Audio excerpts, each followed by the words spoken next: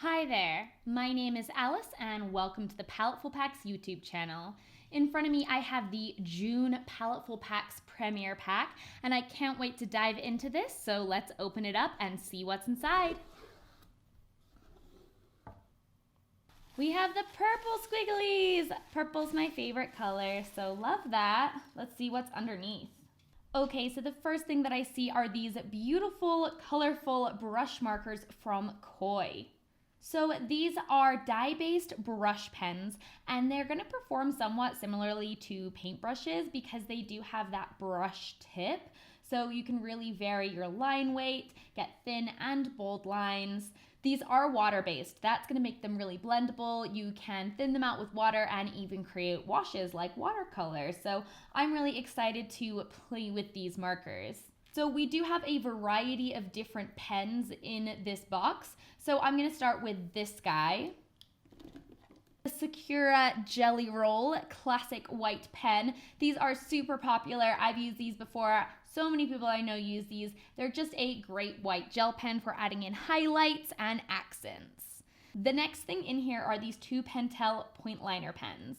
These are going to come in the sizes 0.1 and 0.8, so we've got a smaller size and then a much larger size, and they're going to be water and fade resistant, which means these are going to work great for underneath those water-based coloring pens. The next pen in here is another one of my personal favorites. This is a Pigma Micron pen in 0.5. So this is a size kind of between the 0.1 and the 0.8. So we do have a variety of different sizes here. These are also waterproof and permanent and they won't feather or bleed on most papers. So great pen. And the last pen in here is a Pigma Professional Brush Pen in Bold. So this is a brush pen, so you're gonna have a lot of versatility. You're gonna be able to make really small marks as well as really thick marks. It's also black archival ink, so it's waterproof and fade resistant. The last thing in here is this Stonehenge Aqua paper. So this is going to be a sampler pack and it comes with 3 different types of paper: cold press, hot press, and cold press heavy. This is a really high-end paper that's going to be wonderful to use with those markers. The cold press is 140 pounds, as well as the hot press, and the cold press heavy is going to be 300 pounds. So I cannot wait to play around with this paper. It sounds so nice. Okay, so this is everything that you're gonna get in the June 2020 Paletteful Premiere Pack. I cannot wait to play around with these markers. They look so fun. So let's just go ahead and make some art. Okay, so as with every Paletteful packs, I start with doing some swatches so that I can get an idea of what all the different colors look like and how they're going to blend. Because I didn't want to waste any of the paper on doing the swatches, I just did this on some regular old watercolor paper that I had lying around. And I just did like a little rainbow and threw some water on there to see how they blended out, and then did some work trying to blend together some pink and some red, and then I just played around with the pens, and I can't spell, so I spelled Paletteful wrong, but I corrected it. So this is the drawing that I'm going to be working on today. I unfortunately do not have the footage for most of the line art, so I do apologize for that. But this is kind of where I started with the markers. So I worked on the background first. I like to work from the back to the front, just that way it's a little bit easier to hide any mistakes and any run over, because you can get, with watercolor, I find in general, like you can just kind of like get a little bit messy. So it just works really well that way. Because these are really bright markers, I am doing a decent amount of layering to tone down certain colors. So one of the ways that I do that is by using complementary colors to mix together. So when I lay down that green in the background for this kind of like fuzzy background of stems, the complementary color to green is red, so I'm adding in some warmer tones on top, specifically orange and brown, and that's going to help make the color a little bit less saturated. Once that was dry, I went over the top with a darker green marker, and I use that to put in some darker leaves on top. And I have this little piece of paper towel just kind of like under my hand because I tend to be a very messy artist, and this just helps me from smudging any wet paint, any wet ink from the markers onto the rest of the painting, because I'm trying to make sure that I don't get too much green on her face before I start painting it. So I decided I needed to darken the background a little bit more here for some more contrast against the brighter leaves that I did in the front. And as you could see when I did those leaves, I used the same technique of adding in some orange to create a more deep, like complex color. And I've also added in some blue for that as well.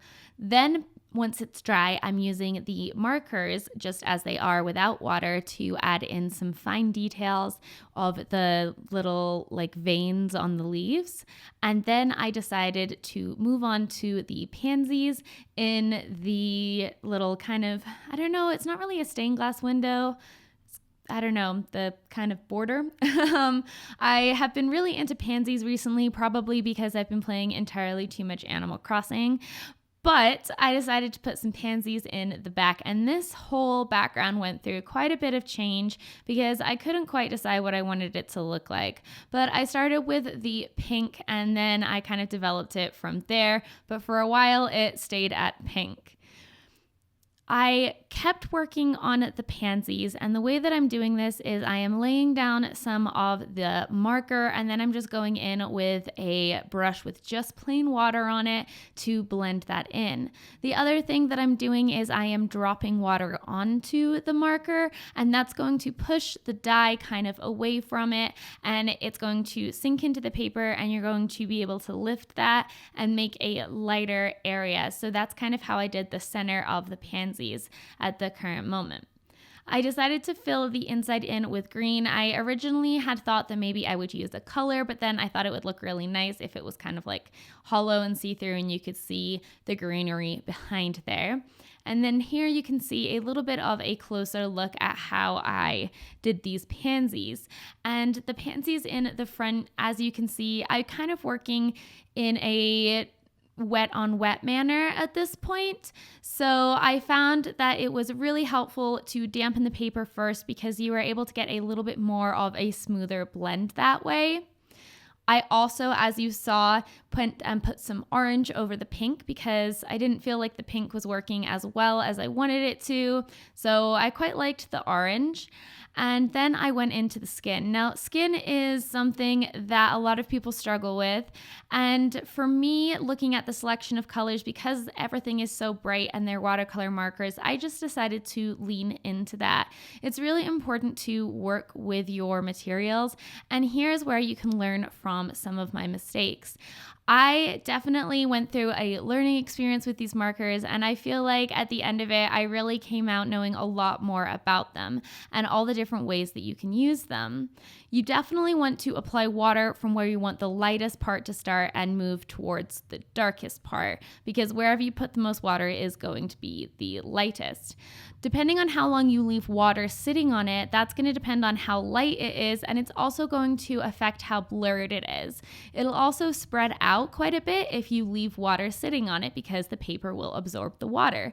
So water control is going to be really, really important for you if you're going to be using these markers in a watercolor-like manner. I experimented with some different techniques, and I found that different techniques were more helpful for specific things. So when I wanted something that had a little bit more of a harder edge or more concentrated color, what I would do is I would just go in on the dry paper with the marker. Then I would go in and add some water with a brush to kind of blend it out. But when you add the marker in straight on top of the paper, it's already going to get absorbed. So when you add that water, you're going to get a soft line, but it's not going to be as blurred. So then when I wanted something that was really blurred shading, I would add the marker in on top of wet paper. And however damp your paper is going to determine how much it spreads out. So if your paper is really, really wet, you're going to get a very big spread. And if it's a little bit more damp, it's going to be a little bit more controlled. So when you're working with these, if you are working with water on them, definitely focus on your water control to make sure that you get the results that you want. I'm doing some of the water lifting here on the hair, and basically what I'm doing is I'm just taking clean water and I'm painting the highlights onto the hair, and I'm just leaving it to soak into the paper and dry, and that will create these natural highlights. Now, here is where we're going to see me mess something up, unfortunately.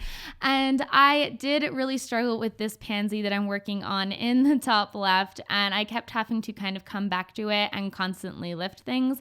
And the reason for that is I didn't control my water the way that I should have. So that just really emphasizes how important it is to focus on water control in this when you are using water. However, you will also see how easy it is to fix this, because by basically repeatedly adding water and letting it chill there while I worked on everything else, I was able to lift up that black and actually make this look a little bit more like the pansies around it. I also really like these markers for doing hair.